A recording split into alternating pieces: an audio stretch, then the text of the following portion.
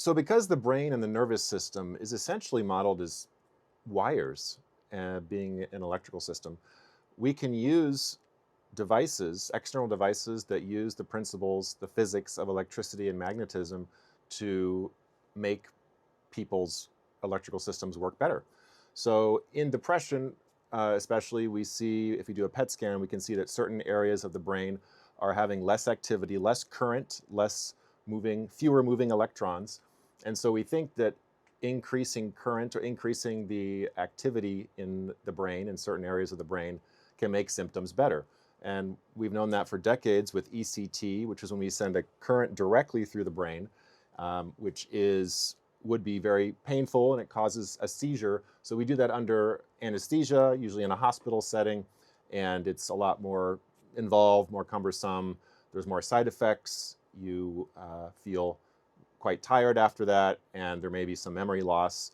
And but it's very effective. It is actually still quite effective and still used quite often for depression, mania, even some psychosis.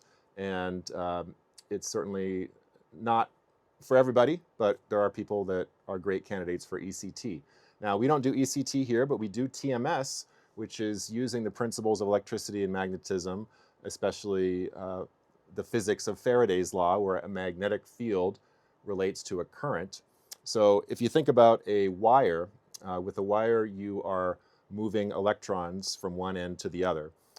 If we move a magnetic field around the wire, we can create, without touching the wire, we can create a current by moving a magnetic field around a wire, which is basically what TMS is doing to the wires within our brain. By moving the magnetic field around that area, we're increasing the movement of electrons, increasing the energy of that area, like physical therapy for the brain, and allowing symptoms to get better. The dark parts of the brain that weren't working properly are now lighting up. The parts that were overactive, maybe causing automatic negative thoughts and overactive worrying, become more regulated because the current is giving a frequency of regulation. And so TMS helps regulate, helps improve symptoms, and again, it's just an invisible moving magnetic field that is moving the microcurrents within the brain without having to send a current directly to the brain. So it is not shock therapy. TMS is not shock therapy. It's not ECT. I'm not knocking ECT. It has its place, but TMS, you can walk in and walk out in 5 to 15 minutes, go right back to your day, and very minimal discomfort. So thanks for your interest.